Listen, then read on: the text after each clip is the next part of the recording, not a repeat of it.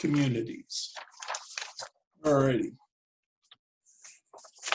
Now we're in the independent city of Highland Park, the home of the Model T. This is where Albert Kahn kind of realized Henry's vision and designed this plant to his, again, to his vision of the assembly line. This is where most of the Model Ts were built, if not all. The wall here represents kind of the art of graffiti writers. They are people who basically put their name up on walls as much as possible and with their own style. It's not just the simple old scribble or anything like that. These are real writers. I'd imagine that this shop owner probably let these writers take over the wall to discourage that junk graffiti from showing up. And it really is fairly effective at doing that, at least it seems to me. A number of graffiti writers have developed their skill to the point that they're actually commissioned to do work. Brian Glass, who also goes by Syntax, has made this transition, and 3 of his pieces are shown here. His first one is a tribute to George Washington Carver. Then he's got another one that uses a poem from Maya Angelou for a beauty supply house. And then finally, he's got one up here in the corner that he did for a local community center. Just below Highland Park is the area of Boston Edison, and this is Ford's original mansion, and below it is the mansion of Barry White from Motown fame.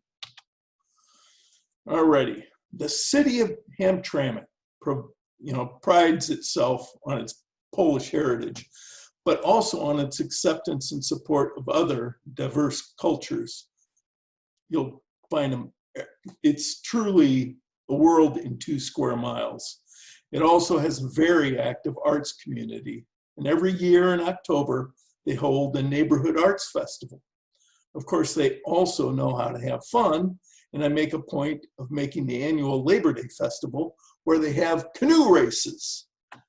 Again, there's no water really nearby, no big lakes or anything, but they have head-to-head competition down the street in these canoes in teams, while everybody along the sides of the road pelts them with water balloons. And it's just great fun. And then there is the Labor Day parade as well. So anyway, you can see a lot of celebration of arts and of different cultures here, including Disneyland. We've even got, Hamtramck's got its own Disneyland that was started, in 1992 by a Ukrainian immigrant who worked at GM, actually.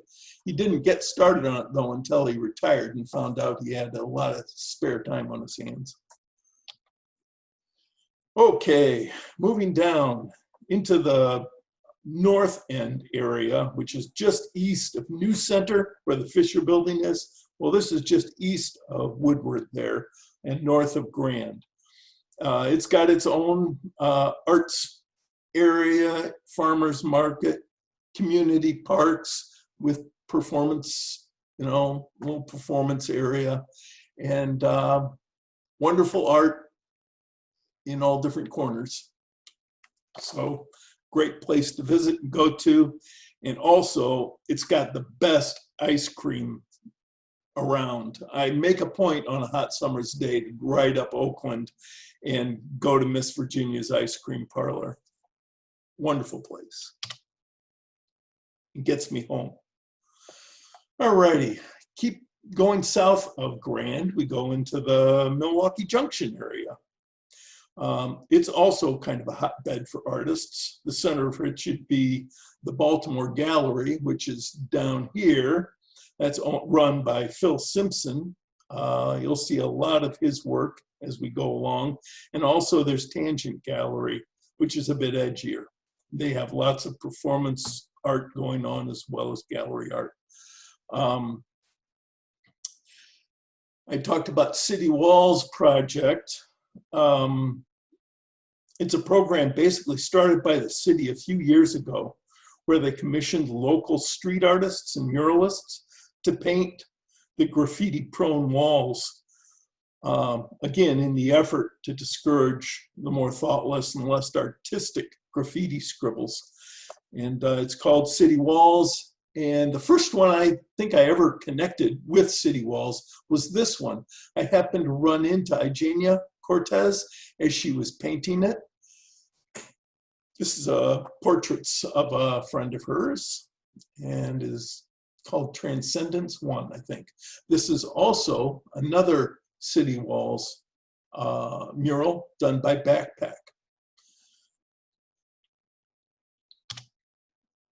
Alrighty, heading west, cutting through New Center and crossing the lodge is Matthew Namie's Recycle Here facility. It's a recycle center, but he's also quite the patron of street art. And he provides low-cost studio space to artists, and he lets the artists basically have a field day with the walls and the grounds of the recycle center, inside and out. This also includes the yard out behind the building, which is christened the Lincoln Art Park, which is here where I'm circling there. Let's see. I think I can make this larger. No, I can't. Oh, so close. I thought I could. Anyway, it's a great place. And like I say, it's a lot of art comes out of there.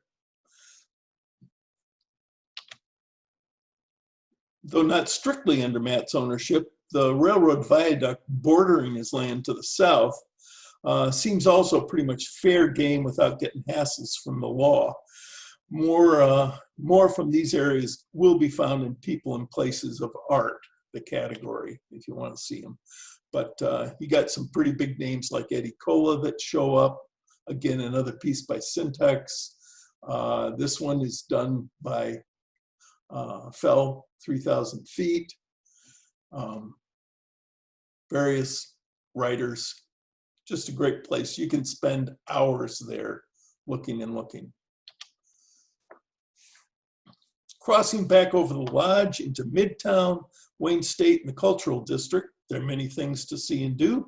As mentioned before, there's the annual Marche de Nain Rouge, which again, these two pictures in the center reflect that event, and there is the category for that, but there's also other art there.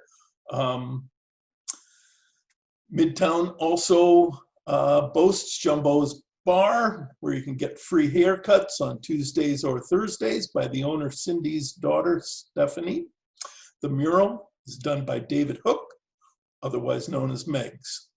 My favorite piece of art, though, is this one on the edge, on the right side. This is one of the first pieces I really keyed off of when I started writing downtown.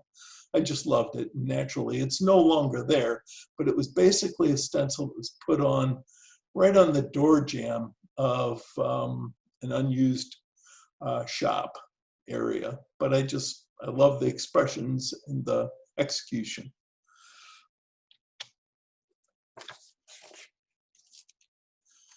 Now we're getting right downtown.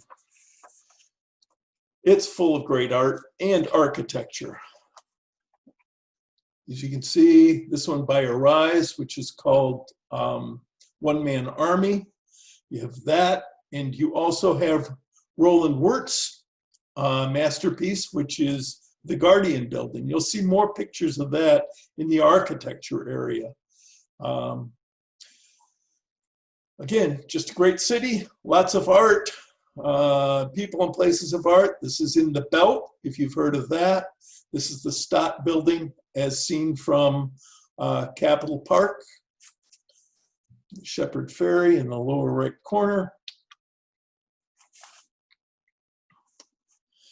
At the waterfront, Hart Plaza, here. You can get a nice view of the city, of all the buildings. Joe Louis's Fist, which is huge. What can I say? I love Hart Plaza. They've got great sculptures, and it's a great place for families to come down to and play in the fountains. Again, especially on a hot summer day. We have our own little state park down there, Milliken State Park, lighthouses, lots to see and do. This is just a view up the Riverwalk area towards the MacArthur Bridge that goes across to Belle Isle. So that's the second leg. We'll head east. We're at Belle Isle now, basically, and we'll be heading east, and then north up to the Gratiot Avenue corridor, back down along the corridor to Eastern Market and Dequindre Cut.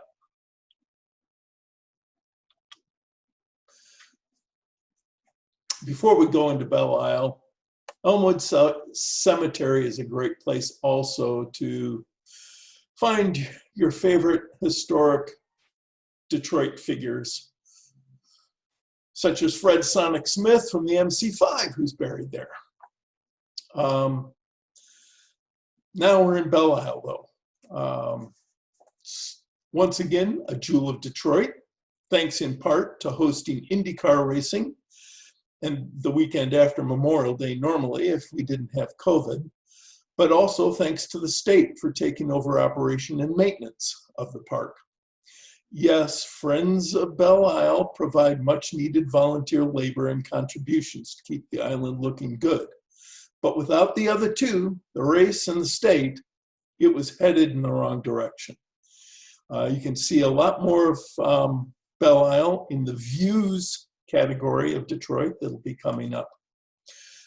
This lighthouse that you see here is the Livingston Lighthouse. It was designed by none other than Albert Kahn, and it's the only marble lighthouse in North America.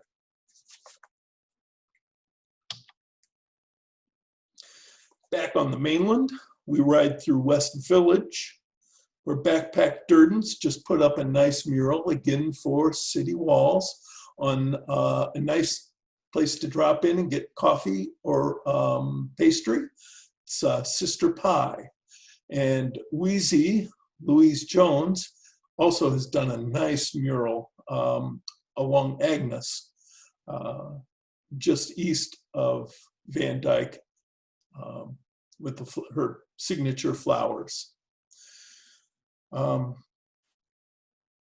Pewabic Pottery, where Mary Chase Stratton and Horace Calkins founded Pewabic Pottery in 1903, which is renowned for their iridescent glazes, and it's still a going concern today, educating new potters as well as selling new pottery and tiles to old and new designs. Okay. Back in 2013 and 2014, I made a point of shooting all the fire department facilities in Detroit, whether they were still active, mothballed, repurposed, or abandoned. The initial intent was really just to make sure I got into every corner of Detroit. However, it turned out much better.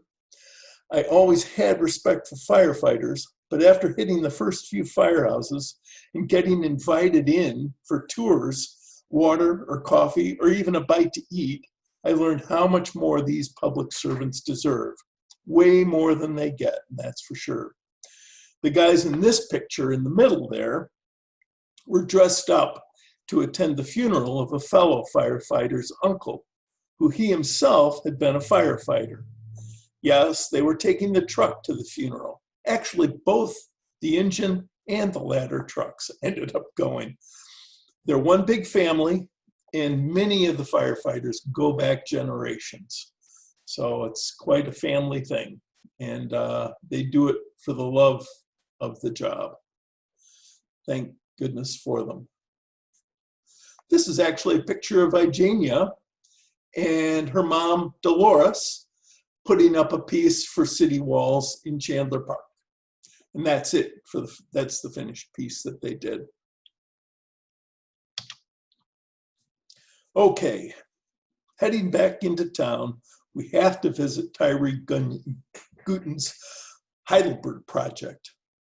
It's an art installation he started when he returned home back in 1986 and found it sliding into a crime-ridden, abandoned neighborhood.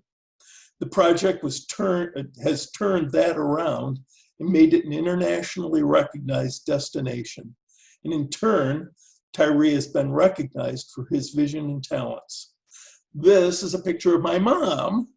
She loved to visit Heidelberg project whenever she could and talk philosophy with Tyree. They really hit it off. It was wonderful to watch and listen. Okay, next stop, Eastern Market, where for the past 5 years, local and international artists have been invited to come and create a work of art over the course of a week in mid-September. So figure 5 years and about 40 plus pieces a year, that's over 200 works.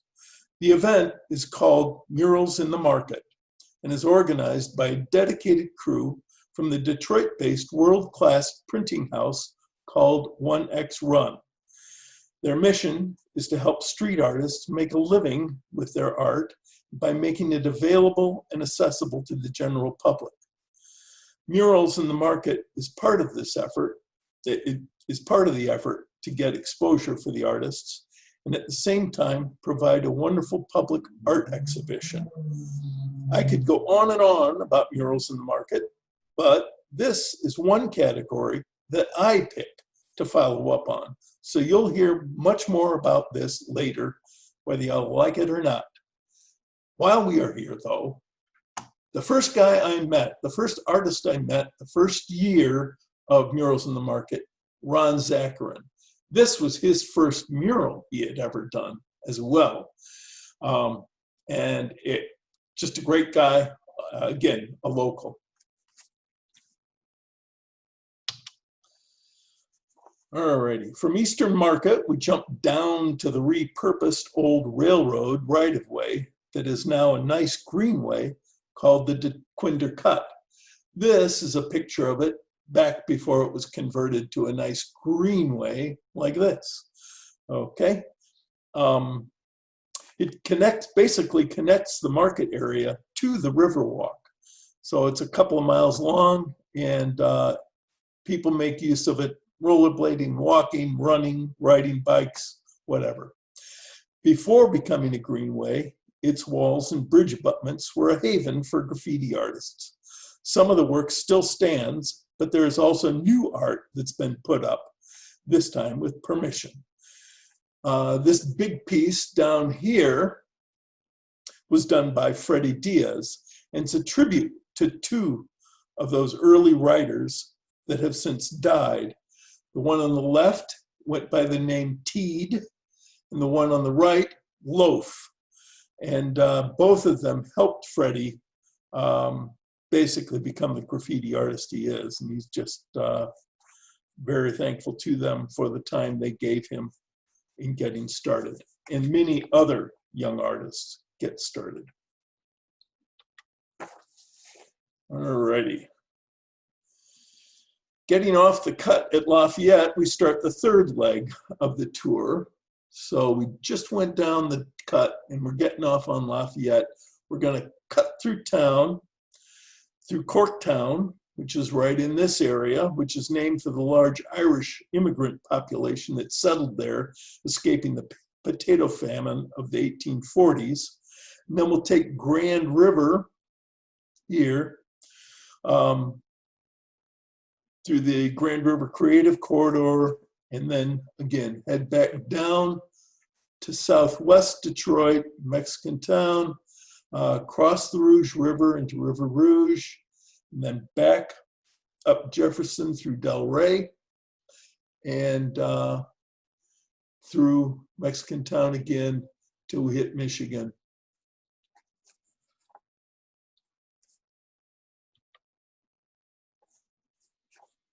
So just east of downtown are the Lafayette Townhomes and apartment towers, which include the Pavilion. After plowing under and displacing the large, vibrant African-American community of Paradise Valley and Black Bottom in order to build I-375 in the late 40s and 50s, Mies van der Rohe, the renowned architect, was enlisted to design the Lafayette Townhomes and apartment towers that made up an idyllic planned community. Unfortunately, it was not affordable to those that were displaced, many of whom just ended up in the Brewster Douglas projects to the north. West of the city, as I said, is the Crooktown area, which is a bit gentrified now. And Ford Motor Company has now bought the old Central Station, which is great news, and revitalizing the area, and it's just going to get busier and busier. Right now, there's a lot of art to be seen in Corktown as well as North Corktown, where Bob Spence put up the pheasant. Another hub of local artistic effort formed around the 4731 building, which is here, gallery and studios on Grand River. A revitalization effort called the Grand River Creative Corridor begun in 2012, and it involved about 20 or 30 of the local street artists. And they created maybe 100 site-specific murals commissioned by 15 building owners. This might have been maybe the first real test of whether it was an effective way to discourage illegal graffiti. And having watched the transition since maybe 2007, 2008, I'd say it was a success. Many of the murals are still there and unmolested. So unfortunately, the rents have been going up there and it's become quite popular again. And the 4731 building's been sold. There's no longer affordable studio space there. Life goes on. A bit further up Grand River, at West Grand, is Dobble's African Bead Museum. This is Dobble himself in his bead museum. And if you have time, don't just spend the time looking around the sculpture park. There's a huge sculpture park outside his building, but it is more than worthwhile to go into Dobble's bead shop and talk to him. He will not only tell you more than you ever thought possible about African beads, but also he'll expound on the past 30 or 40 years of the local art scene that he has been a part of. He'll not hold back, and he'll tell you his honest assessments. Wonderful man. Dropping down in Mexican Town, you'll find wonderful murals all along the way, as well as mosaic works everywhere, much of which is done by locals that live in the community, but also Detroit in general, as well as international artists are represented. The guys who did this Somos are from Brooklyn. This is Freddie Diaz, our local man, who did this nice mural for the restaurant. The restaurant owner is pictured with his son starting out as they did in a taco truck. Now they have a restaurant. Ellen Rutt, another Detroiter, did this beautiful work on the building. And Jake Dwyer, Bernal Perez, lots of great people. Katie Yamazaki, granddaughter of Mural, helped Vito Valdez finish off this mural.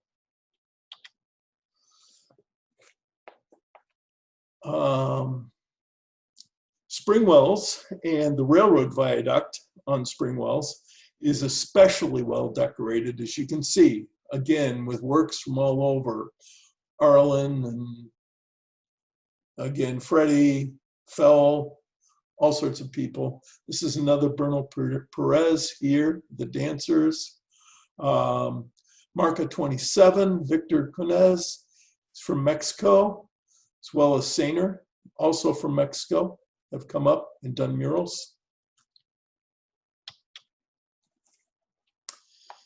Okay, now we're going across the Rouge. This is the old Columbia Boblo boat. There's an old amusement park out in the Detroit River. On the Canadian side, there's an island, Boblo Island, and it had the amusement park on it. And there were a couple of these boats that would ferry people down in the summer from Detroit down to the island for the day. Unfortunately, this burnt to the water line a few years ago and is no longer there. You might have also heard of the Detroit salt mines, huge salt mines under Detroit City. This is what you can see on the surface. Down in River Rouge, Bernal Perez did this nice mural for the Paris Cafe. And then as we head up Jefferson through Delray, we'll get to historic Fort Wayne, which holds many events through the year, car shows, reenactments from the Revolutionary War to World War II, lots of events.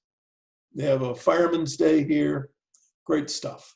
And this is just a shot I took early one morning from the battlements of historic Fort Wayne.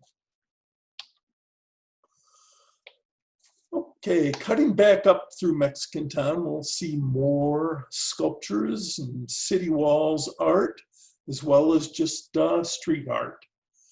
So again, more and more art. Southwest is chock full. I have to go back to this. This is a wall. It's called the Legends Wall. A guy, one of the writers, Cossack, got the agreement to use this wall and have writers put up their stuff one year. And I think there were 25 writers in all that covered this wall from end to end, and he kind of gridded it out by artists. This one was done by Kobe Solomon, and I was actually there when he arrived.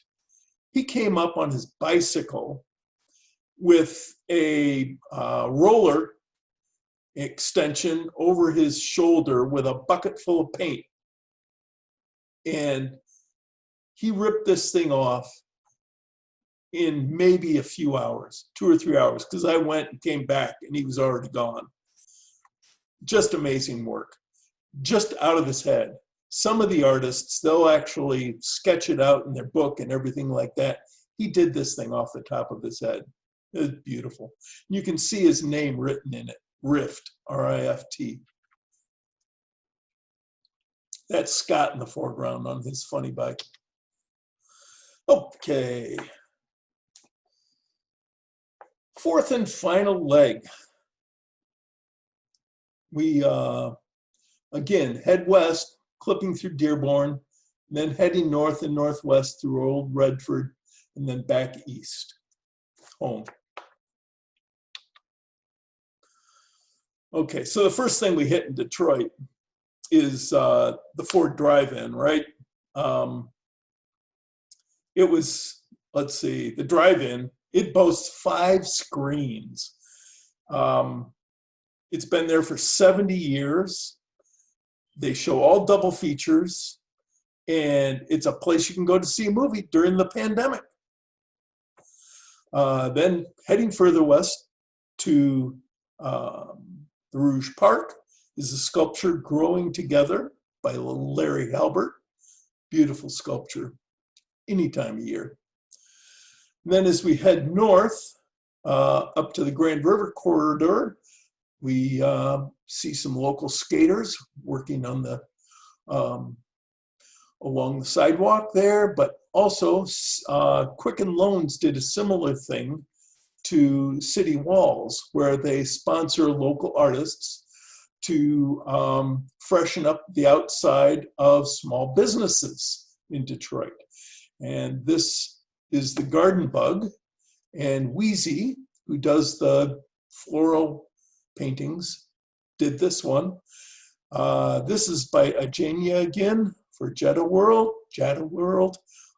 It's done for City Walls, but is a tribute to a young girl. I think she was 15 or so, 14 or 15 at the time, when she was shot in a drive-by shooting accidentally, unfortunately, very near Sawyer Park, where this was painted.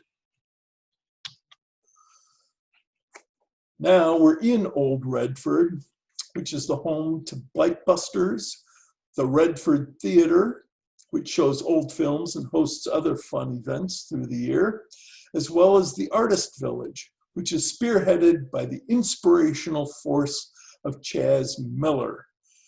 Probably in People and Places of Art, you'll actually see a picture of Chas.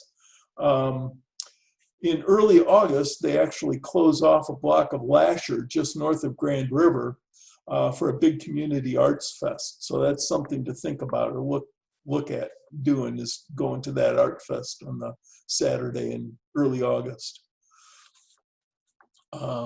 I'd be remiss if I didn't point out David Best's Temple Pavilion here in Old Redford, which was built in 2007 with volunteer help, including the help of my ride partner, Scott Riley. And it's still standing, and they make great use of it through the year. Now heading east, we pick up some more of the fine murals. By this time, you should recognize 4 or 5 of the artists represented here, right? Who's this? Yes, you guessed it, Syntax. This one is by Backpack, the one who did the I.O. and the that platter of food for Sister Pie. These billboards are by the famous Shepard Fairey.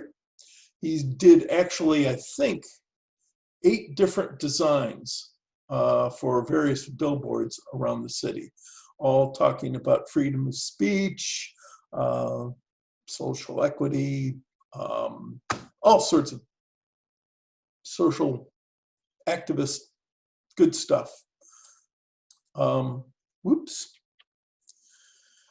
This piece here was done for Quicken Loans by another local artist, Sydney James. You'll see a lot more of her stuff, as well as this piece, which is a community effort led by Lindy Shoebridge, who goes by Marshu.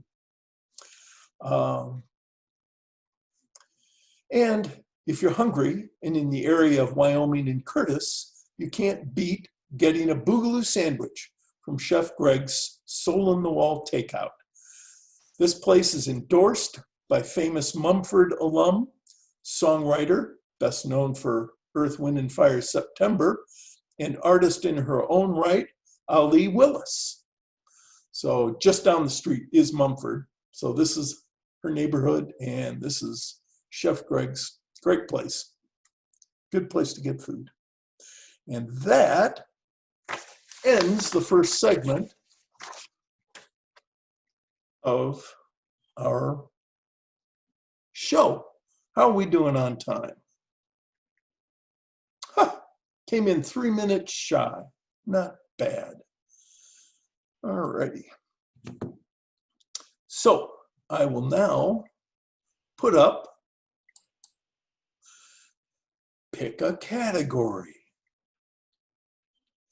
Does everybody need maybe 5 minutes to look at this and think about it and go and recharge your glasses or whatever? I'll let you vote and get with Ken or Northwest UU on the chat, and then we'll go from there into the categories. Okay, so we'll give you about 5 minutes to recover and get your votes in for what you might want to see more of.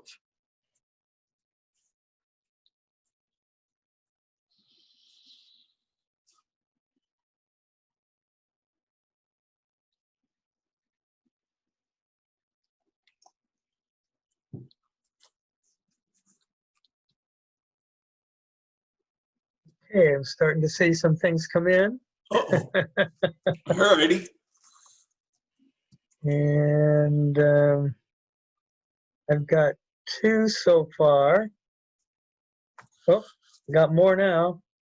Okay, starting to see a pattern.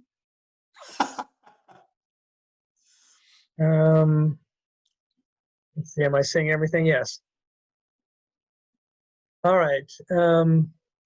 So far, the biggest category requested is architecture, Whoa. followed by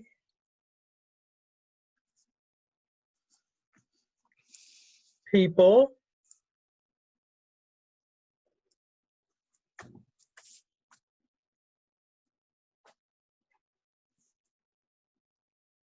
and then a bunch of individual ones. Let's see, they're still coming in. Oh, yeah. Yeah, give them a few minutes. Yeah.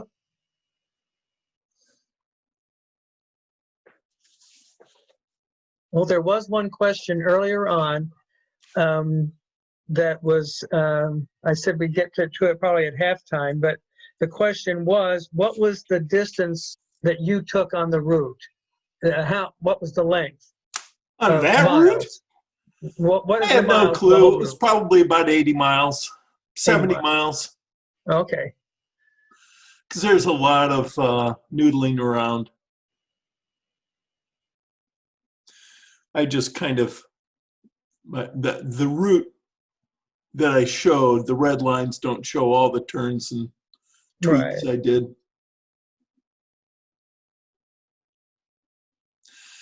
My rides generally go from maybe 3 or 4 hours to maybe 8 hours. Oh, good. You're watching the chats now. Good. I am? Oh, you were? Oh, because someone just asked how long did the 80-mile ride take?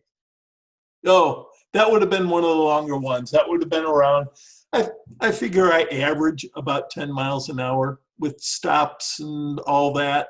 That's on a good day, anywhere between 8 and 10 miles an hour. Sometimes if it's, like if I come across an abandoned building that where I bail off of the bike and just start hunting around for tags and stuff, shoot, I can chew up a lot of time and not go very far. Other days, I'll just be putting on miles. Okay, now how many categories were you looking for? Maybe 4 or 5. 5. 4 or 5. Okay, so it looks like, let me go through this again. Mm-hmm. Architecture is number 1 still. Okay. People was number 2. The next one that is big with multiple is city walls. And there was another one I thought I saw.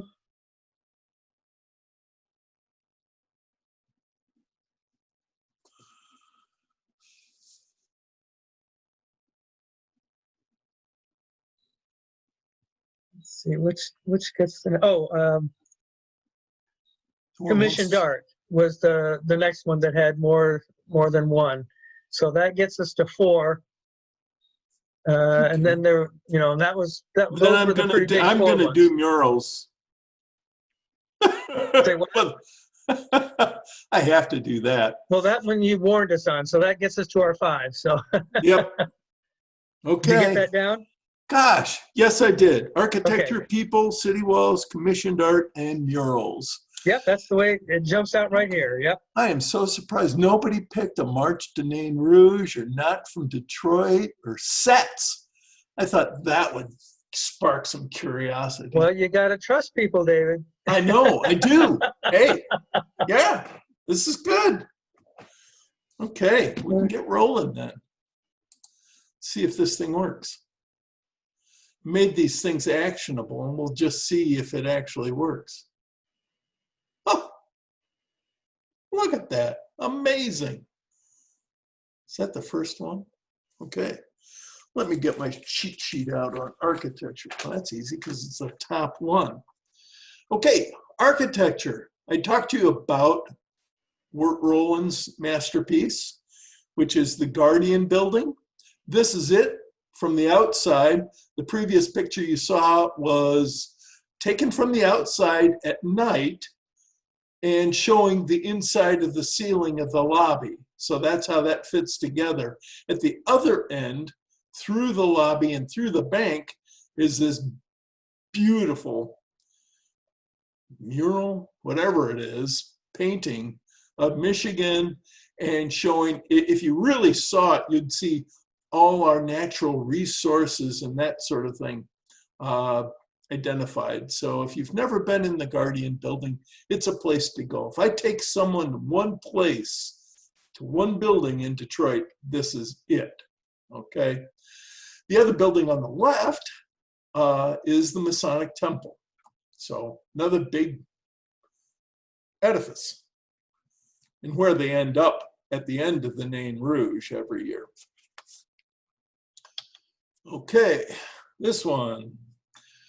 Okay, here's Fisher Building in the old GM headquarters, which is now the city offices. Art Deco masterpiece, again by Alfred Kahn. Actually did both of those. Let's see.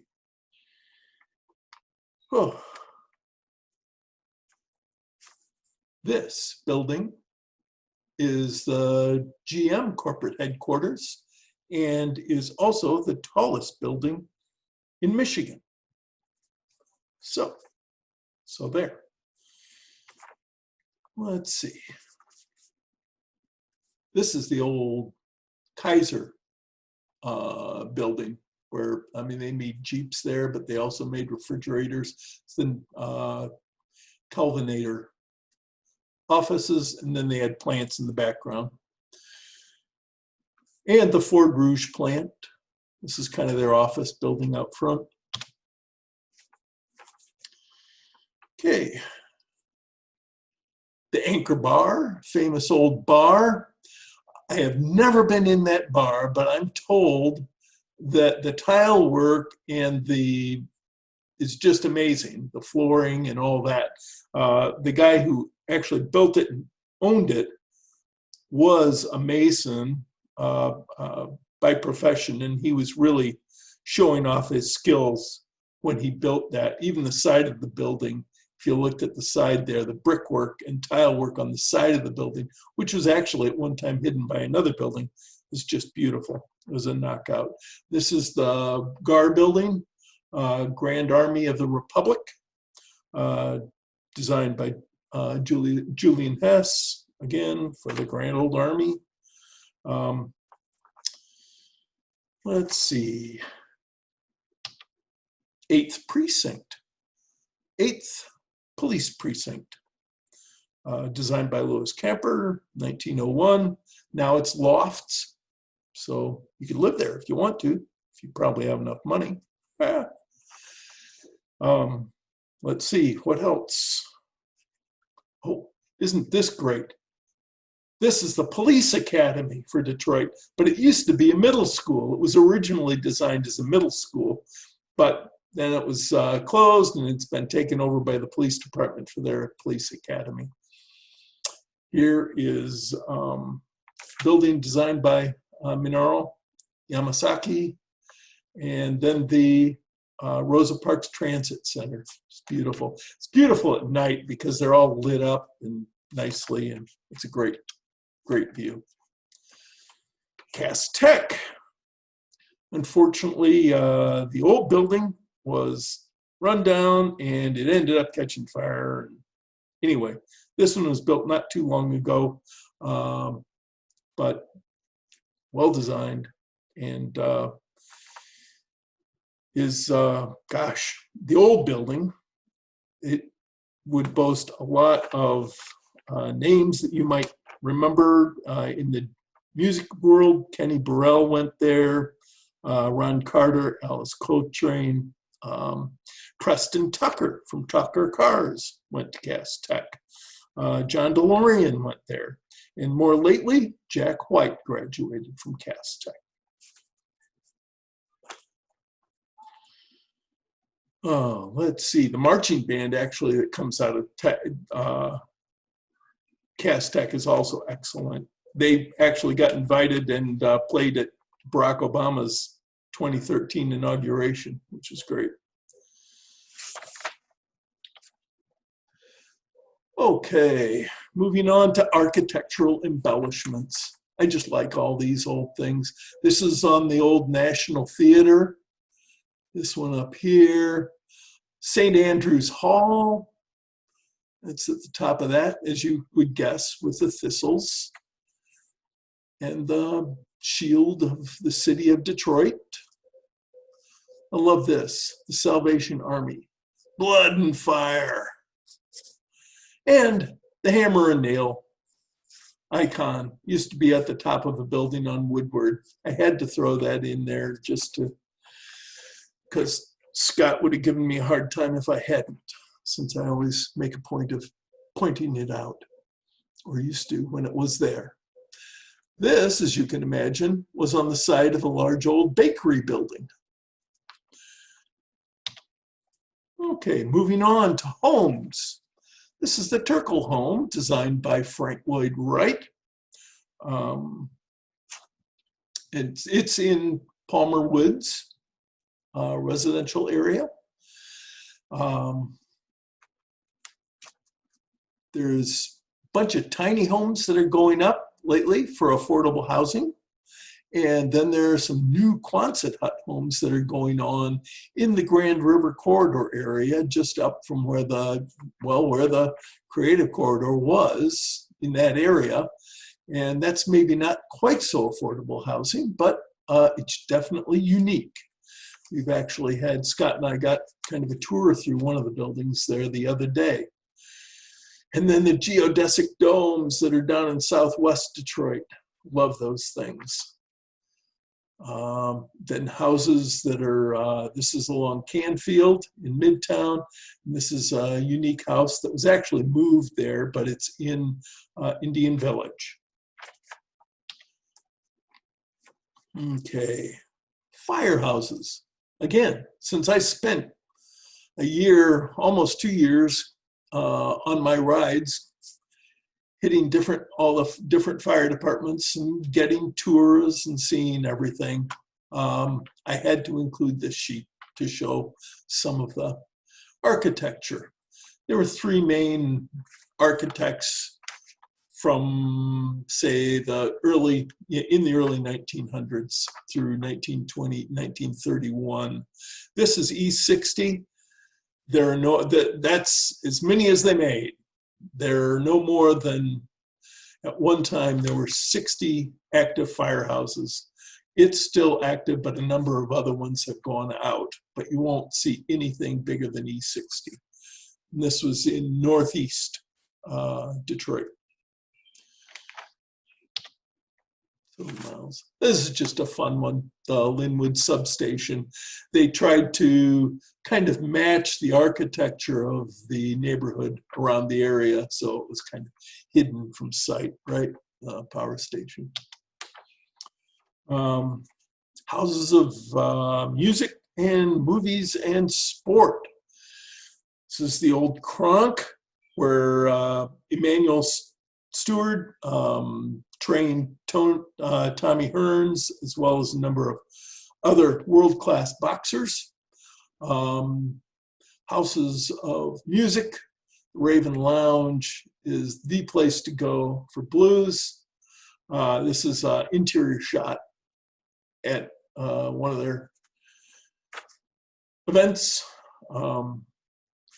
United Sound Systems, where George Clinton spent time, along with Parliament Funk. This is the Jam Handy building, where Jam Handy made a huge business out of making movies, educational movies, for the automotive industry.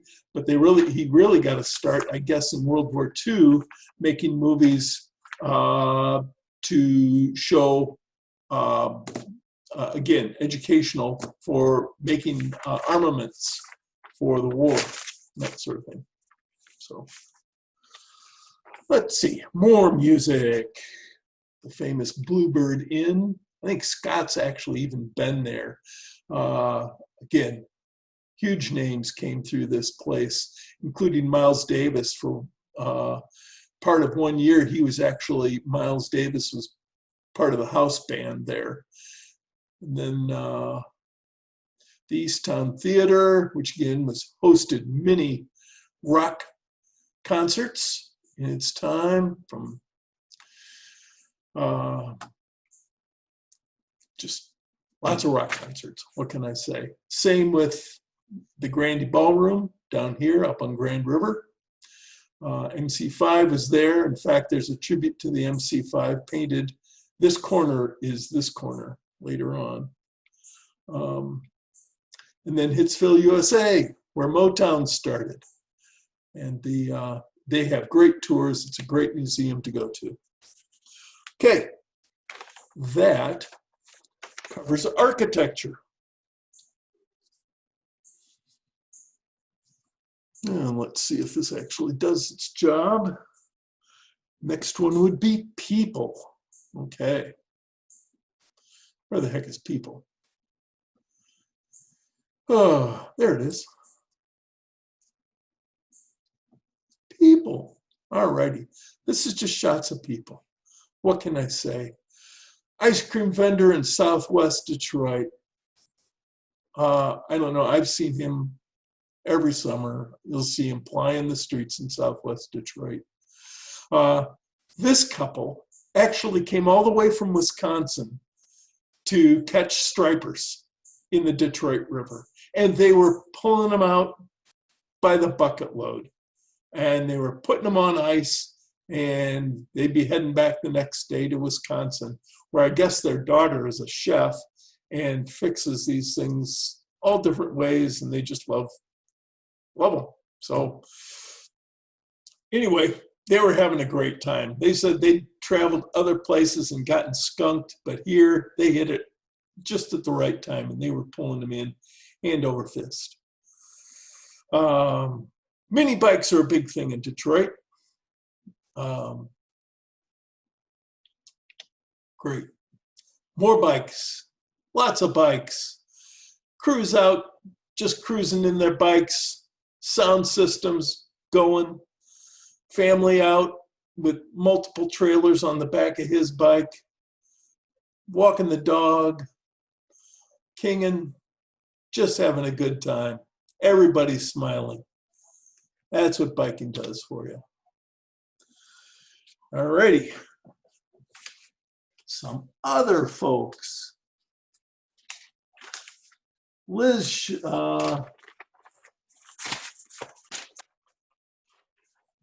anyway. Okay. You heard about Nelson and Carol. One day I was coming back up Oakland through North End, and it was hot, and I'd gone through all the water I'd had multiple times, and I was out of water again. And I'd actually stopped by a house. I'd seen this yard art out in this house, out in the side lot of this house, old house, and with trees in the back, but I was taking pictures, and I heard this voice say, "Come on back, come on back. Like to have you visit." And so I couldn't see anybody, but I got off the bike and went back, and here's Nathan and Carol. And they're just relaxing, and there are chairs around. And Nathan said, "You're my first customer. I've just got this, fresh big liter of Seagram's and share a glass." So I sat down with them and spent a half hour and a couple of shots of neat Seagram's with them, and just had a wonderful time. I just love Detroit, and you got to be ready to take advantage of opportunities when they come along. Wonderful couple, and a great time. And afterwards, Carol went in and filled up my water bottle, and off I went. I made it home safe. Other people, Gosh, oh man. This was Ann and Angie from JB's Garden. Again, I'd be coming up 2nd Avenue, coming up towards 6 Mile, and always see JB's Garden. It was a beautiful garden, little garden.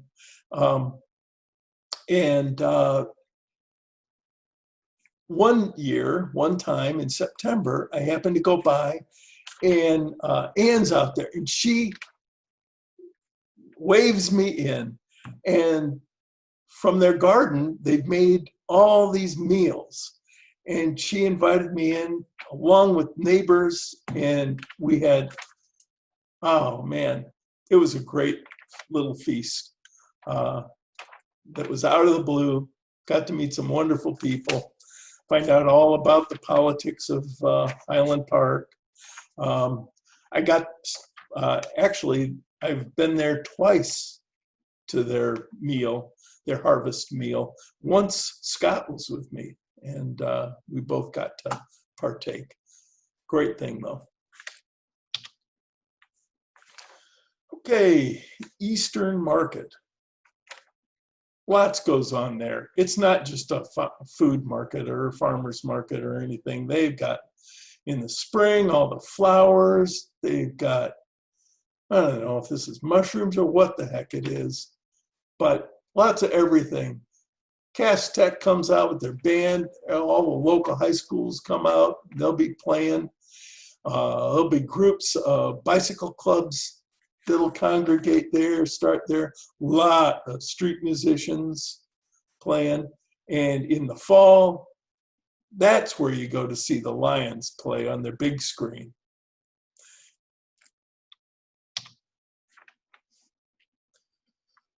Okay, more pictures. As you saw before, cricket. Cricket, I never saw cricket played anywhere else other than England. And here, with the large Indian and Pakistani populations and everything, you got cricket. People on bikes, mopeds, skateboards, people on bikes. This is a group called Beat Detroit. They meet at 6:30 every Saturday morning through the spring and summer and early fall. And Andy Staub, which I think you'll see next, this is Andy. He's the guy who runs it. And for a year, I used to do those rides for periodically with him. Great fun, great guy, runs a great ride. This is another picture of JB's area. Street artists working outside the DIA on chalk drawings, Doane Park, and the Wig, which is no longer there, but there's a new Wig being built. Alrighty, more people. Grandma Techno. She's a well-known fixture at all the techno concerts, at Movement. She's at Murals in the Market, which is where this was taken. Many other places she'll show up. Wonderful older woman that gets around and loves. She's a photographer. You'll always see her with her camera. She's 1X Run actually put a book out for her of her photographs that she's taken at the techno events and stuff. So firemen, folks that we just meet along the street, woman who's helping Chaz out, other bicyclists, little pickup concerts going on at Hart Plaza. Okay, what's next? City walls. Okay, city walls. Okay, this is these are all pictures of murals that were done by mostly local artists, commissioned by the city to take care of areas that were prone to picking up graffiti. This one was done, this one's called Flying Queen, and I love it. She's playing Respect by Aretha Franklin and reading about Islam and all sorts of, it's just a fun thing, and it's called Flying Queen by Bernal Perez. Jake Dwyer, better known as Meta Signs, has done many beautiful signage type murals all around Detroit that are just wonderful. It's in the Goldberg area, just in southwest, near southwest area. So it's called Northwest Goldberg Community, but it's kind of north of Corktown, I think, basically. Then Backpack Durden, who you've heard me talk about, that you've seen other things, did this nice piece of a fighting cock. And Tony, this is pronounced hooligan, if you're wondering. I'm glad I got this picture last year because this building's been changed, and about that much, about a third of the right-hand side of that building is no longer there since they changed the building. And then one by Sheafy McFly. This is right near Recycle Here, actually. So nice piece, lots of color. Some more. This is on brush in that area that I first saw where Igenia had done her piece. Well, Lindy Shoebridge had also done this. And this is a picture of Lindy right here working at Doane Park on another City Walls project. That's the fun thing. I've had a chance over the years to run into these guys. This is Phil Simpson, who is known for being just a happy guy and smiles abound. Wonderful guy. These three are by AM Scout. I've never met, I don't think, but I might have, who knows. This kind of shows when I was first there, all that was done was this little sketch here, and it turned into this piece. And then this is something else she did, again, in that same viaduct area on brush. This is a larger piece, Love Letter to Detroit, on John R., just south of the viaduct, just south of Milwaukee Junction. You could probably see it, I think, probably right across from one of the Bucharest grills, or in that area in any case. Dobbles even did a huge piece on the viaduct on Grand River, just north of Warren. And another Bernal Perez. Thank goodness to Liz, who pointed this one out early on, and I was able to hunt it down. Love the little glowing Native American picking up a tamale. Just great. Okay, more Backpack Dirta. Pleasant Pheasant. Up,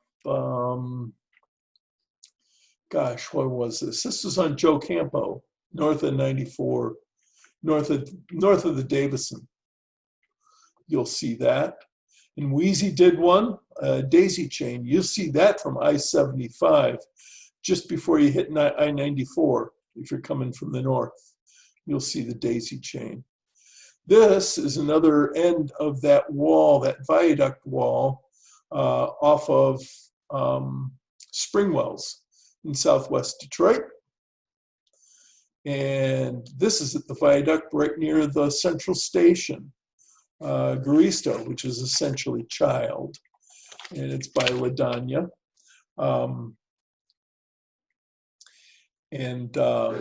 This is, let's see, oh yes, what was it? I knew a little bit more about this. LaDanya's Colombian, and the picture there that she drew, the musician, should be Daniel Vigliotti, I believe, who's an Uruguayan folk singer and activist. So, again, all City Walls.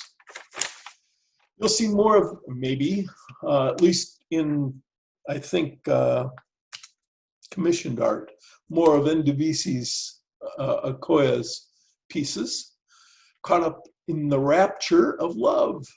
Everybody should recognize that. It's an Anita Baker. I think it's their second album cover. Kind of recreated it. Some other details of that one big wall in Southwest and the number of people that were involved in that, doing that. Arlen and Bin Ho did this little area with the bird, and Vike 1 did this birdhouse one, Southwest Freddie, and Snow did this. This is a Phil Simpson. This is another group, Detroit, I don't know, sign art or something like that. I forgot. Detroit sign painters, that's it, because they also did the Big Baby. Fell is a local artist that has a gallery actually over on Livernois. And W.C. Bevan, street artist, that you'll see a lot of his stuff all over Detroit. Okay, this is more Viaduct over by Central Station. It's a compilation of 3 artists, Paul Johnson, 50, as well as who else? Zach Mears and Warren Harrington. They've all done Murals in the Market as well. Jesse Castle, another Murals in the Market alum, did this piece in Southwest Detroit. In Junction, I think, or Livernois. I think Junction, not positive. Another Jake Dwyer over on Mac, at the Mac Garage. Supremes. Okay. Also, the Pistons kicked in and helped out along with City Walls, and at least 3 of the murals artists did local park basketball courts. Phil Simpson, Tony Hooligan, as well as Jesse Castle. This one is in Palmer Park. So.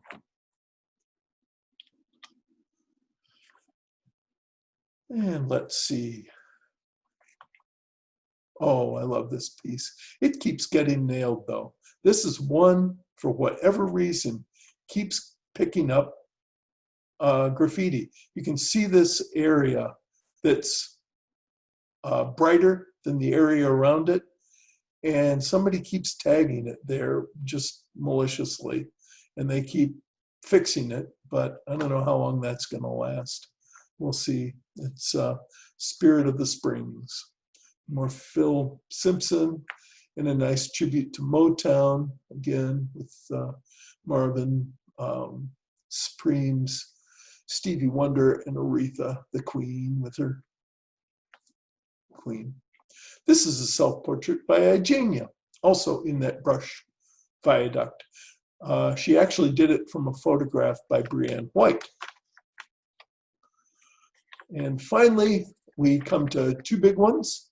This one by Pat Perry, young guy who came from Grand Rapids. Does beautiful work, and this is basically immigrant arrival, right near Central Station again. So, and then another one by Wheezy, which is titled Woodcut.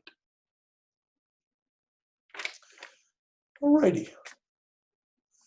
And that's that for City Walls. Commissioned art. Let's see. Oh, we start off with an Arlen graph. If I can find commissioned art. Arlen Graf is a Brazilian who for a while lived in Detroit. Now I think he lives in the New York City area.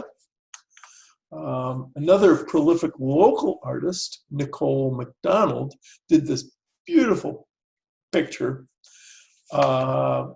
If you remember that picture of the Stott building from the Capitol Square, this is her rendition of it underwater. So that's the Stott building, and you're looking from that same point that I took the photograph of. from Capitol Park. It's kind of fun. And Charles McGee did this piece. He was 93 years old, a local Detroit artist that is just huge. He's been here and he has got quite a legacy. But he designed this piece in 93.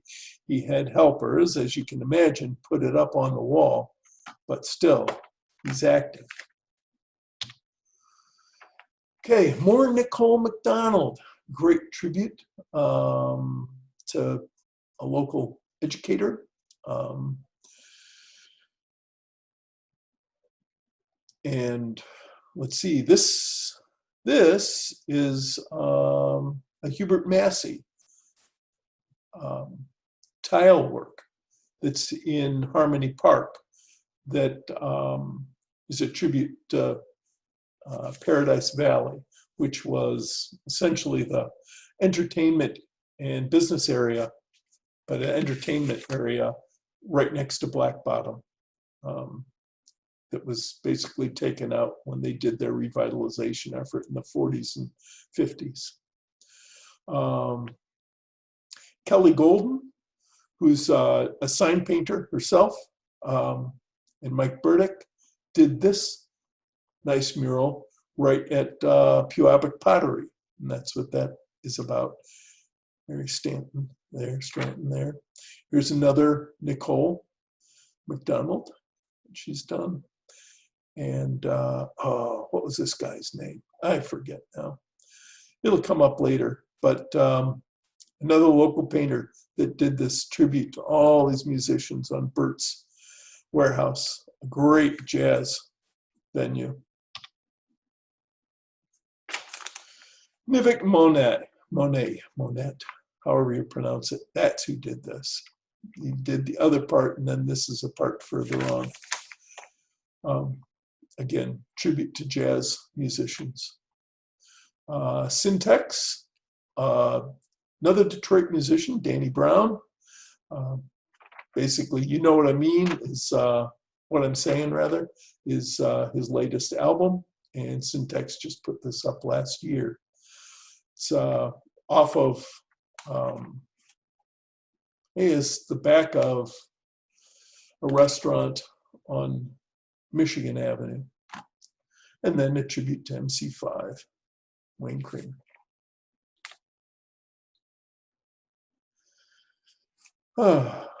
More commissioned art. This, if you've all been to Hopcat, is a piece that Kobe Solomon Rift did.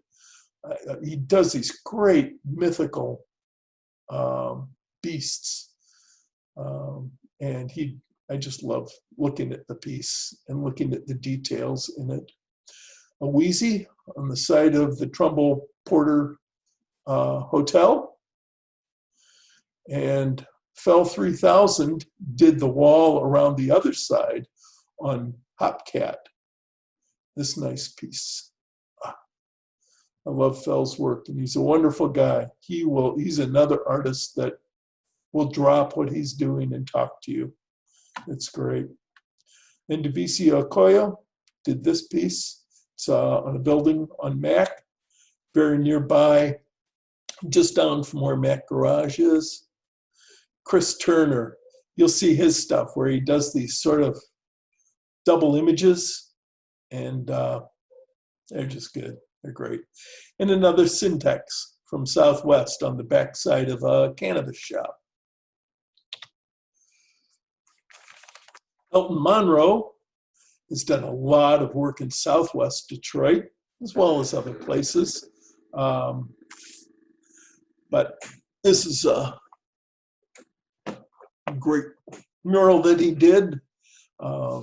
These are all local models that he used over here. And then these, the dancers are kind of famous in Mexico.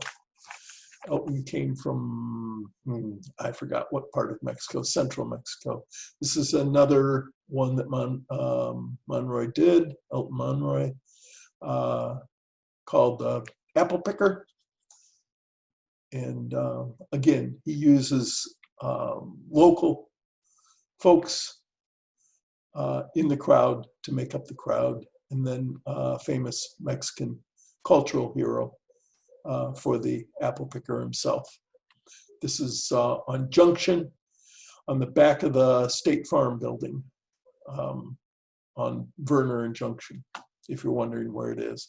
Buddy's Pizza fell 3,000 feet, did this huge mural for them. Great pizza too. Dasik Fernandez from Chile did this piece in honor of the Yemeni culture in Hamtramck. And again, you can just see it. It's a beautiful piece. A lot of honor there, a lot of whatever. Askew One, who comes from New Zealand, did this, and it's kind of a mashup between the US flag and the Yemeni flag. It's where the black comes from and the stars and the, so that's what that is.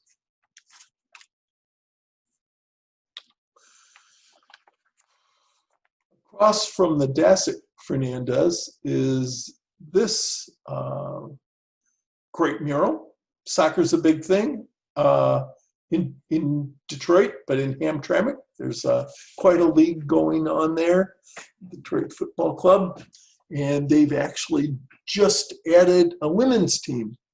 And just down from this mural is the Keyworth Stadium where they play their games in Hamtramck.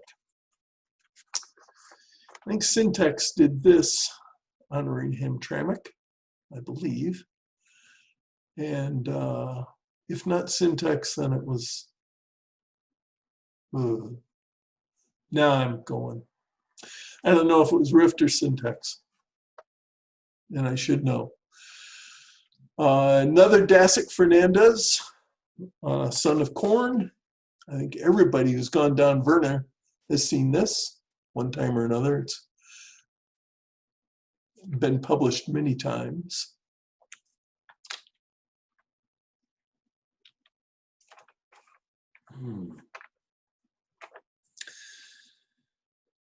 This is an interesting one, and that's why I included this detail of it. It's a mosaic that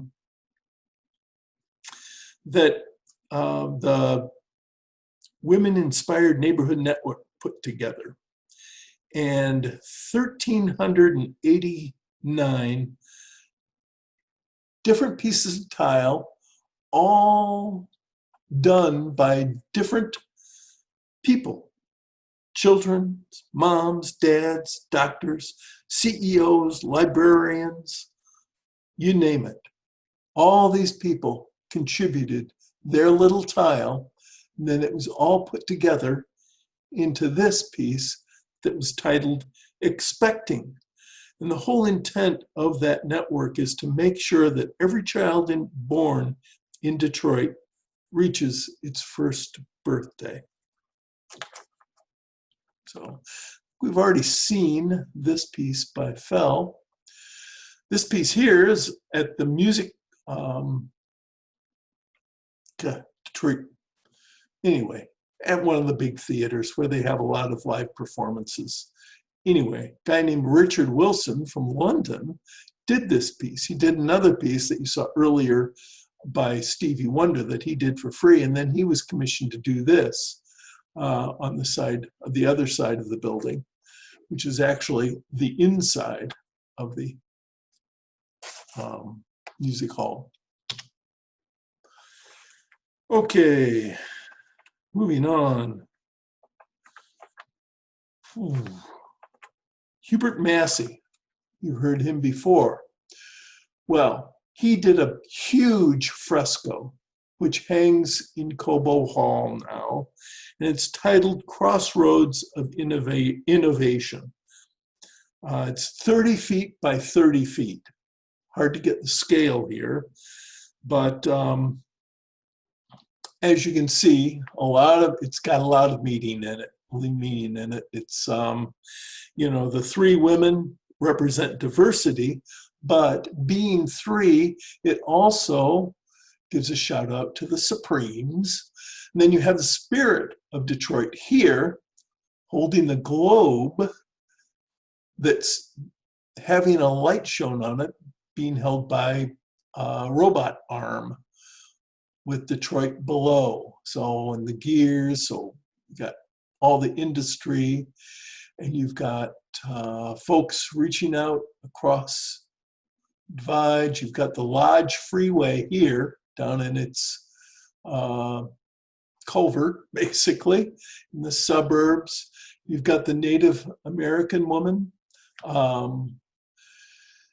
pointing the way. You've got canoes, which were initially the way transport happened in the area. That's how the French came to the area originally, and it's key to today's industry in terms of shipping. And then it's our neighbor to the south is Windsor, Canada, across the Ambassador Bridge. This Detroit was a critical area or critical point on the route of the Underground Railroad. And that's what this image reflects there. So a lot of stuff here in this fresco that was made by Hubert Massey. In the Belt area of Detroit, there are a number of pieces of art. Tristan Eaton and Vils did this. I love this. You've got this coverage with a whitewash to it, and he chips it away to create what's underneath, to create this image. That's his technique. This is a piece by Zacharin, guy I first met doing the murals. And this is Ndebisi Okoye's piece. Beverly Fishman did this bright piece. You'll see this on Washington, downtown. It's titled Rise. It's supposed to capture the energy of Detroit with its bright colors and everything. Firefighters get their own mural. Detroit Fire Department Engine 1. It was actually originally Engine 3, but Engine 1 has now taken over this building. But it's great. You see the firefighter fighting the dragon fire. Great mural. Love it. Moving on. Here's another one by Jesus Benitez that is titled Immigrants, as you would imagine. Everybody's coming in, from aliens to whoever, and we're all welcome. Piece by Southwest Freddie. Again, shout out to some of the local artists, but basically, again, the immigrant condition, coming in however you can. Dasik Fernandez did this piece. Victoria Violette was a social activist, composer, and folk singer. Lived from 1917 to 1967. So anyway, and this is another Jesus down here. Just fun. I like all the names that make up Victoria's hair. They are all people who live and work in Detroit.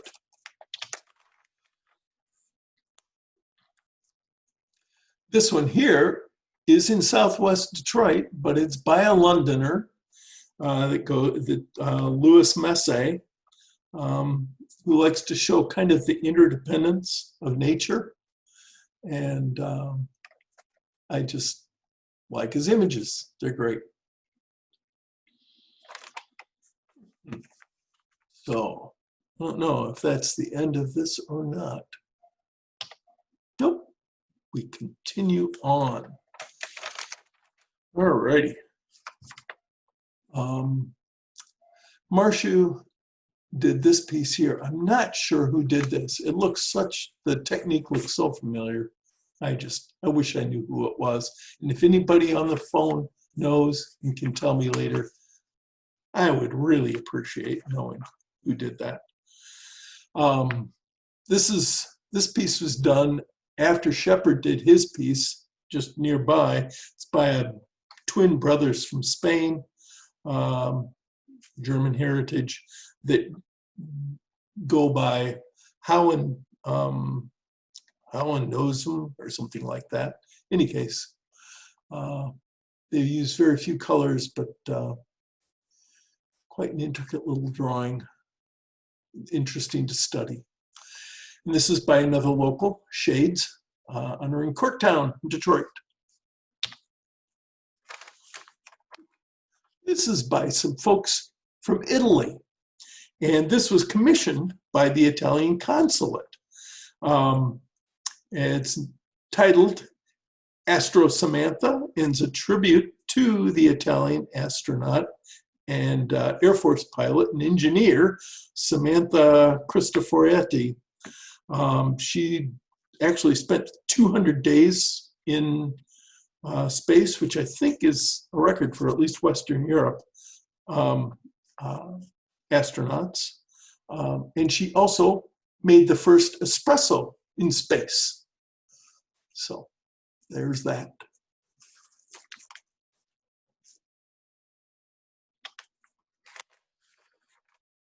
Okay, who hasn't seen this? On I-75 on the Russell building, whatever it is, Russell something bizarre.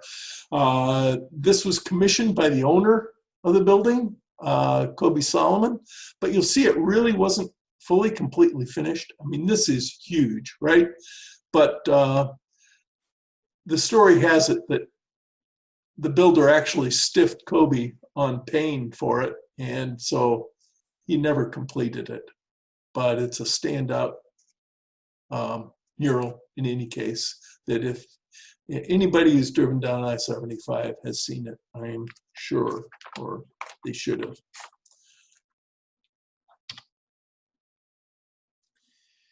Okay, finally, some more street art down across from the Legends wall.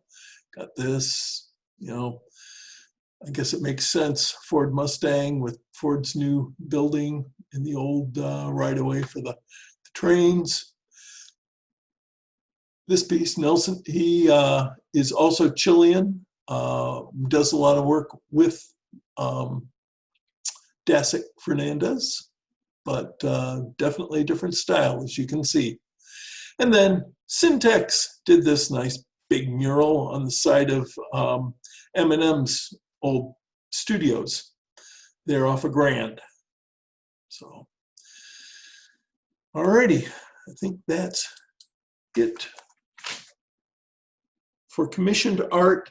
And now we get to move on to murals. Murals in the market. Where did I put it? How are we doing? Is everybody dying yet? 8:30. Woo, 8:37. Okay, so we should be able to rip through this. I've got it in order of year. It's 2015 is the first year for murals in the market. And there were, let's see, probably 50% of the artists were local or Michigan artists, but they came from all over the world and all over the US. Hannah Stauffer. If you'll remember, years ago, there was a guy who had a PBS show called Wild America with Marty Stauffer. Well, this is his daughter. She's a muralist, an artist. This is by a guy named Shark Tooth. Does these big sharks all over the place. Monica Canello. She actually did this piece in concert with two other artists. Luke Chu, who I also happened to meet. This is right next to the one that Ron Zacharin did. and is it soundtrack to my life. Kind of sad, but he's a nice guy. Askew One, who did that piece in Hamtramck, that the flags of Yemeni flag and US flags, he did this nice big mural. Miss Van from France, she did two pieces. This was one piece, and then she did a larger piece south of Gratiot. Here she is talking with Grandma Techno. This piece was done by Kobe Solomon.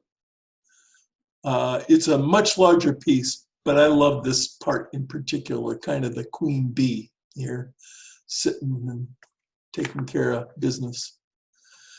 This piece is done by an Australian that goes by Rone, R-O-N-E. This is just one part of the mural as well. And there's another French artist, Tachink. And this one was done by a local graffiti artist, Teed, who I've mentioned before. He did this wall. You'll see that wall again. Second year, 2016, Daubel's got a whole big wall, huge wall. It's fun because going by his museum earlier, maybe in August timeframe or so, we happened to come across, this is all big plywood, 4x8 plywood sheets that he actually painted and decorated with these mirrors ahead of time. So all he had to do was attach them to the side of the building. But when we were dropping by his place in August, Scott and I, we happened to cross some of his helpers who were doing the painting and helping apply the stuff before putting it up on this wall.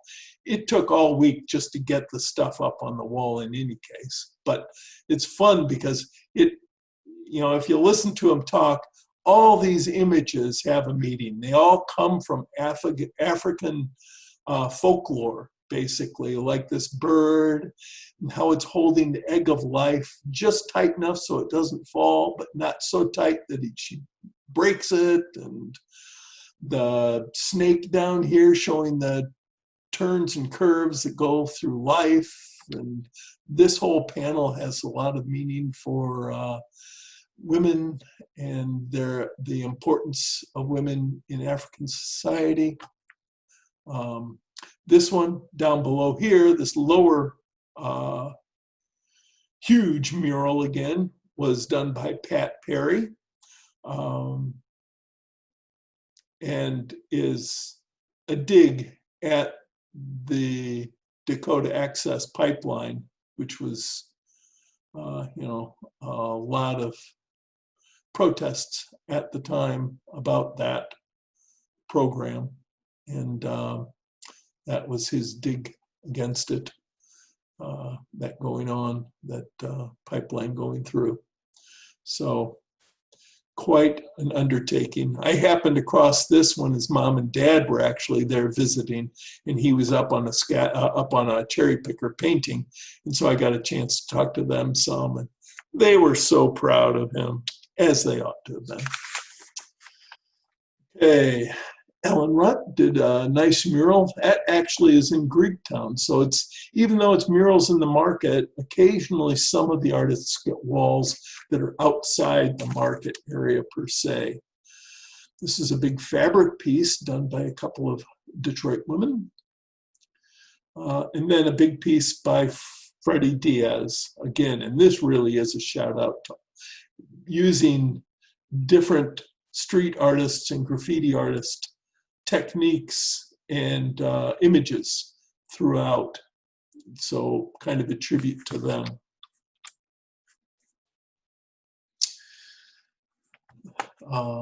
Here, let's see, we've got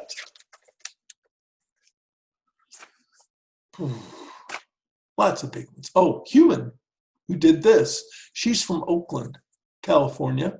This is that wall that Teed did, and she not not all murals stay there. So even though there have been maybe 200 murals made, many stayed, but some have been painted over, depending. I don't know how they chose them. But anyway, she got this one.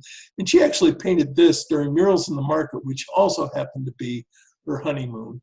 So her husband was there, and they spent the week putting this mural on.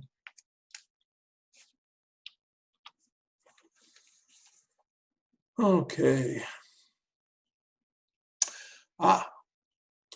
Well, starting out on the streets in Mexico as a graffiti artist, Marca 27, or Victor, he's, again, since earned a BFA from the Museum of Fine Arts in Boston, and has made quite a name for himself for his fine art as well as his murals. And he did this great, huge piece, as well as the one on the side of El Asador, the best Mexican restaurant in Detroit. So these are some other pieces that are done. Not necessarily part of Murals in the Market. That Monte Carlo one end was not really part of Murals, or was the little guy. 2017. Okay. This is a good year. They're all good years. It was fun, though. Anthony Lee, who's here, did this dragon, and it's a mechanical dragon being worked on by mechanics. They're getting it all tuned up and ready to go, which, being an old mechanic, I really connected with and appreciated it. And he was so happy and so friendly. And I think he got as much paint on himself as he did on the wall. In fact, when we did our fist bump, I think I've still got traces of paint on my bike glove. And that was, what, at least 3 or 4 years ago. Syntax piece down here. Again, not necessarily Murals in the Market, but it was in Murals, and he did it during the time, and no one told him not to. So that was great. Laura Finley is putting her wheat paste floral decorations up on a wall here. She's been working the Murals in the Market for years, forever. Rashawn Rucker is primarily a photographer, but he did this kind of woodcut picture for his Uncle John, who's pictured here, and who was in North Carolina as a sharecropper. So you see the cotton there, and his church and that sort of thing. His uncle was no longer alive. His great uncle was no longer alive, but his great aunt was, and he actually brought her up to Detroit to show her this when he was completed with it. Hey, here's Sydney James, who I've talked about, as well as Askew One from New Zealand. Sydney's a local artist, but internationally known, and they collaborated on a mural for 2017.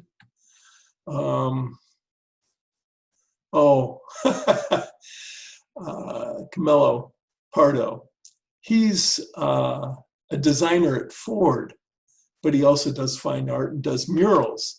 And he did this. This is actually his Mustang that he modeled this off of. And it was fun watching him make this, but it was almost torture watching him working his high-low. Most of the artists kind of use their high-low to get kind of in the right area, and then they'd stand on the bars or whatever they needed to do to get to that thing. Camilo, he seemed like hours getting it just in the right place so he could put a few dabs of paint on. That was just funny. Continuing on, let's see. Okay, Amy Fisher-Price. This whole thing is all fabric. She does all her art, and in this case, it mimics local writers. Droid. He's a local. And then she puts the gold fringe around. But that's all on fabric. This is all hung on that old water tower. Shades did a nice piece on the side of Bert. And this is just a small part of it, but my favorite part, saxophone player. So this one, Dan Wheats, who did these, if you've seen them, they're those Trompe d'oeil, type paintings where it's actually 2D, but it looks 3D. And he's got these hands coming through these grills. But that's basically, this is all 2D. And that's kind of an example of, you walk down the street and there are these 4 examples and you kind of have to look really hard before you catch them and see them. Denial, who did this, is from just across the river in Windsor.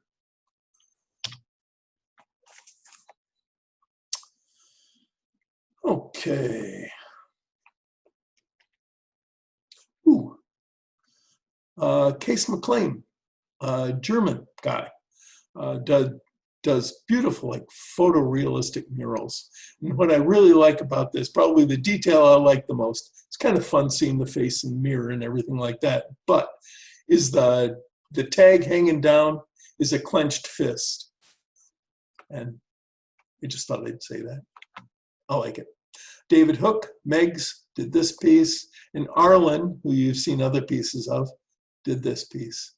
Michael Vaquez did this piece, which is basically a mural of a picture taken of a whole group of rappers. Some you may recognize. I'm sure you recognize Eminem in the middle. And at one time I knew a number of other, J Dilla's in there and various other rappers. 2018. Getting close. Okay, who did this? Southwest Freddie. I'm not sure why this is all cut off. I guess I didn't do a good job setting this up.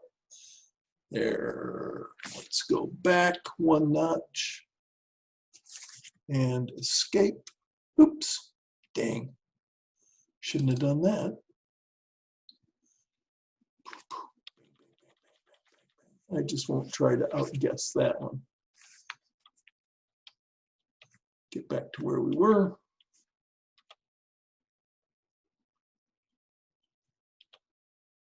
Where were we?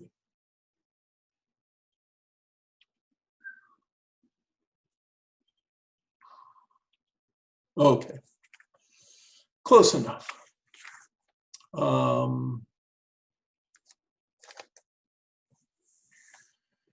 Let's see. Yeah, this is Sabrina Nelson. Did a tribute to 3 very powerful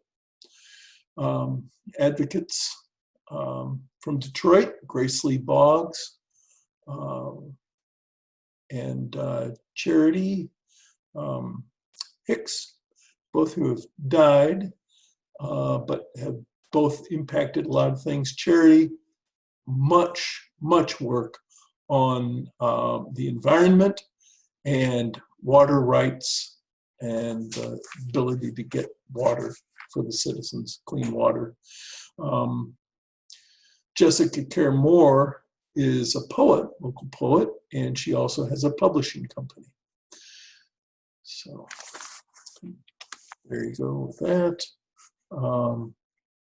Scott Hawkins, if you're familiar with the British sculptor Andy Goldsworthy, I see Scott Hawking as kind of Detroit's answer to Andy Goldsworthy's work.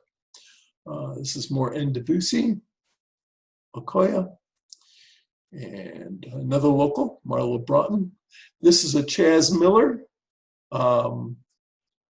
tribute to Aretha and Sheafy McFly. Let's see, Jim Batcher. He's from the Chicago area. And for a while, he volunteered helping out in archaeology in Pompeii when he was in school.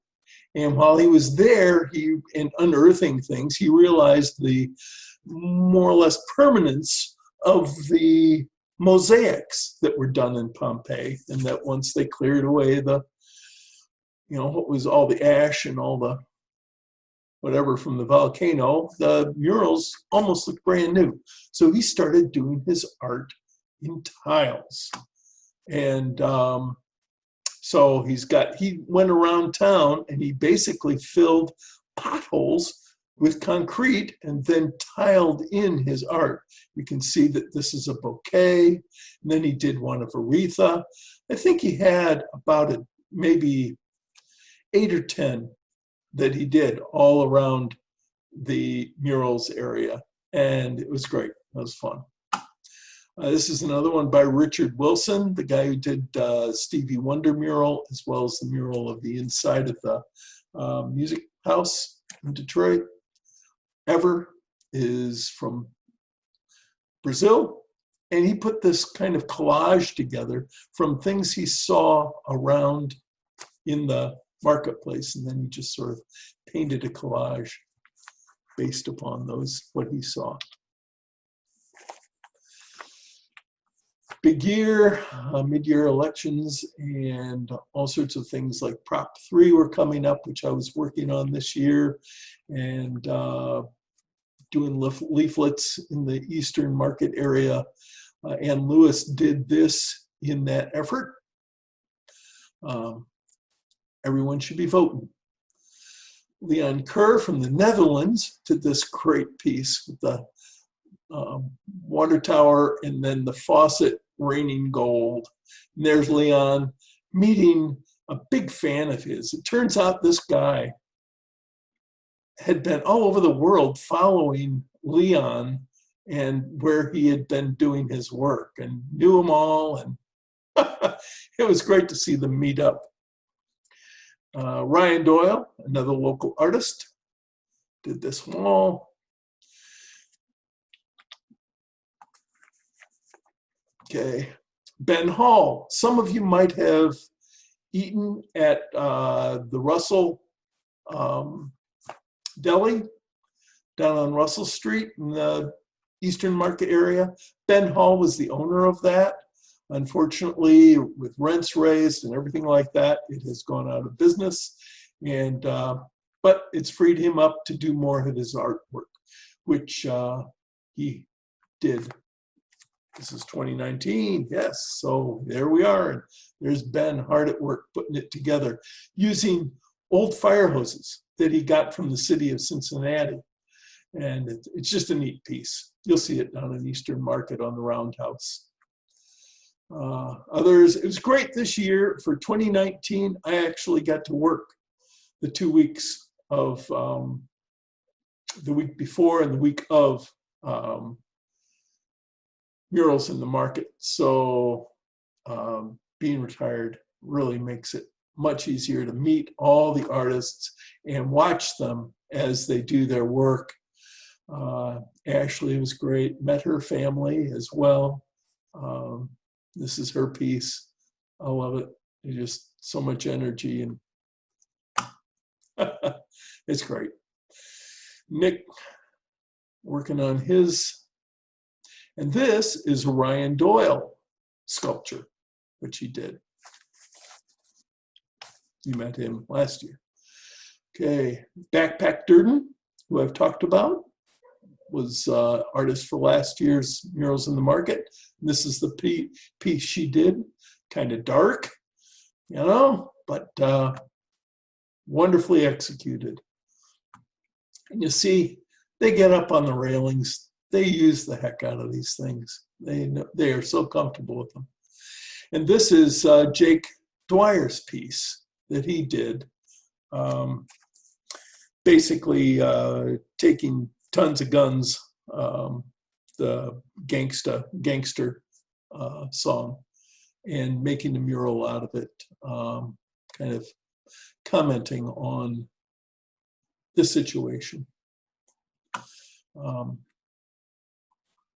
Ivan here was born in Mexico, but grew up in Detroit, but uses a lot of Mexican legend that he grew up with also, even though he was in Detroit, to speak to his paintings. And then Joey Solomon, working on his stuff, having fun. Javier Gonzalez, he's from Colombia, wonderful guy. Did this nice piece around the backside. That's a hard one to find, but you'll see it. You kind of have to get to it off of Russell now, back by the Wasserman Studios, and look around there to see it.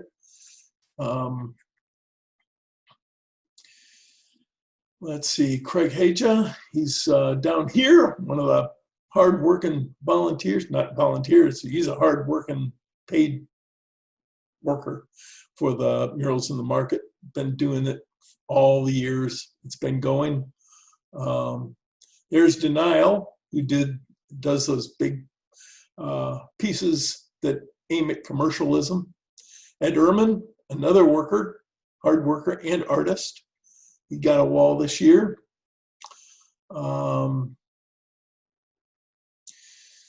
What's this guy's name? He's from Ireland, actually. Mazer did this. And he's from Ireland. It's there. We also had a lot of performers. So music going on all the time. Brianne White, who did that photograph of Igenia that she did her own self-portrait from, did this, and it's wheat pasted onto a wall. Huge piece. You can see it in the background there of her. And then Jason, who painted the alley pickup, push community push, who makes neighborhood skate parks wherever they can find an area, built a skate park on an alley in Eastern Market. And Jason did the painting and decorating of it, of which you can see the finished work here. And Mickey Francis did his first mural here. Happy guy. Been working, again, the murals for the last 5 years. Here's a couple. Dennis and Katie McNett.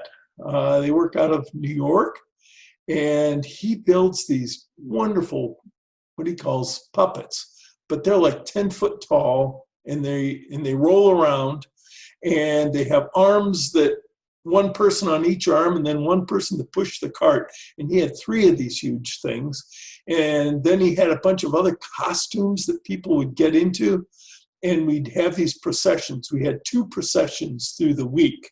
He also did this piece, static piece, that's wheat paste that he did. But the big deal was the procession. I even got into it. That's me there with my costume. So all great fun. Band led us out and all that. A couple other photographers, Karen Demare from Brooklyn. I think she's originally from Netherlands, Denmark, somewhere like that. I'm sure she'll correct me, especially on her spelling. That is not spelled correctly. It should be Karen. TJ Samuels, a local photographer that we run into each other all the time, and he's invited me down to take part in some of his photo shoots, especially at Recycle Here. Since they're doing work there, he wanted to document some stuff, and I got to tag along. This is a huge piece that you'll see on Gratiot by Kevin Leto. I think I don't know where he's from Montreal, I think. Is he from Montreal? I think so. And Alexa, another volunteer, was helping him as an aide the whole time. Kevin Lyons from Brooklyn. He's been here many, many years doing murals, fun murals.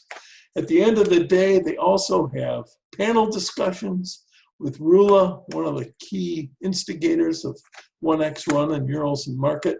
Interviews Sidney James, Southwest Freddie, Ellen Rutt, and Sheafy McFly. And so it was funny. It was fun. She had questions, and they answered, and they talked, and then the audience got to talk, and it was great. And there's my boss for the last 2 weeks, Leah Rutt. great to work for, more energy, had more things going on. It kept all the cats going in the right direction. It was amazing to watch her work. And here's Sydney getting her nose pulled by little Leo, her dad, Dan Armand, who is also one of the originators of 1X Run. Other originator, Jesse Corey. So really, it's Rula and her husband, Jesse, and Dan, who I think really got 1X Run going, and Murals in the Market. Laura Findlay, who's an artist and also a helper, and Noni and Alexa, volunteers, more volunteers. Gabriel Brass Band, they put on music before and after and during the processions of the wolf bats. And finally, for the Northwest folks, I gave a tour last year, and Officer Doug and Remy the horse posed with us out in front of Debussy's mural. Of course, the troublemaker of the bunch was collared at the end of the day. And that was that for Murals in the Market. And it's probably getting on there in time. It's 9:05. Is anybody still out there? No? Yeah, most people are still here. And Is I there just messed up anybody my out there? view. I can't see everybody Oh, anymore. Sally's still in the back. So, and I was going to try to allow people to unmute each other so that they could, oh, there we go. I found it back. At least So, Ken, speak to me. say what? Oops, I got to turn on my speaker again. Hello, Ken. Okay, yeah. Yeah, Say, I most knew people are- that. The problem is my speaker gets a lot of feedback, so I have to Oh, turn yeah. it off, or it makes So- lots of noise. So I just allowed people to unmute themselves so they can speak to you now. Yeah, Yeah, it took a minute. Dave, that was amazing. It was so much fun. It It was great. I loved it. Yeah, thank you so there much. are a few people out there still. Oh yeah, there's 30 of us still here. Oh, Right. geez. For 26. Hey, Dave, do the murals in the market get painted over from year to year, or just when they're really No. Some of them have. Some of them just didn't hold up. Some of them flake. The ones that face south really take a hit, especially with the sun and, and that sort of thing. So some get painted over. Most don't, I'd say the majority of the murals are still up. Even, the ones from 2015, I'll bet 50% of them are still there to some, yeah. Hey, David, it's Mike and Nancy in Missouri. Oh, all right, Mike, Nancy. It's wonderful. It's the best Friday night we've ever had. Yeah, we followed you. We followed you 7 miles at home. Oh, it's wonderful. Well, When good. will we I'm get glad- another one? Good. Do we Well- get another one someday? What was that? Do we get another one someday? Well, we have more categories we can hit if you want to later on sometime. All right. All right. Yeah, we could keep going through some of the, one of my favorite ones. I really like signage. That's kind of fun. I like them all. Vehicles, you didn't get to see the bikes I ride. So Vehicles is what we chose. yeah, I know. And then churches, golly. There was a this is vote for churches. WUU. This is about churches. Yeah, guess No? who voted for churches, Dave? Come on, you'll never Yeah. guess. And not from Detroit. Whether I've been to Germany or Italy or Portland or Missouri, Amazing. St. Thank Louis, you. I've got, a little show of things that aren't Detroit. And there are always motorcycle clubs and RIPs and little libraries that are out there. There's, so we could put together another one. We could meet some other Friday if you want. Well, of course. Okay, Like- you didn't do March to Nain Rouge. I mean, this is, if you Yeah, so ever, in So March, you did it right, Dave. the You're third, leaving us the third wanting Sunday more. in March, everyone should go to Midtown and participate in the march. Yeah. So you did that right, David. You left us wanting more. So Okay, good. Right. All right. Hey, Dave, would you share the link with me of this so that I can pass it on to some of my art friends that would just, Is it recorded? What do you want me to do, Liz? I want you to send me the link of the recording so that I can pass it on to my book group, and we only talk about art, and this would be a great subject. Oh, okay. I did remember to start the recording after we had started after about 5 minutes. Okay, okay. So we'll be able to share this. Yeah. thank you, I appreciate it. Yeah. Yeah. Great. Great. It was great. Thank you so much. It was wonderful. Fun. Oh, good. I'm glad you liked it. Thank you very much. Thank you, Dave. Thank you. Thank you. Thank you. Thank you, Thank Dave. Thank you, Ken. Thank You betcha. Love you, Thanks, Dave. Ken. Are you out of here? All Thank right. you, I'll Ken. stop the recording and we'll be ending the meeting soon. Yeah.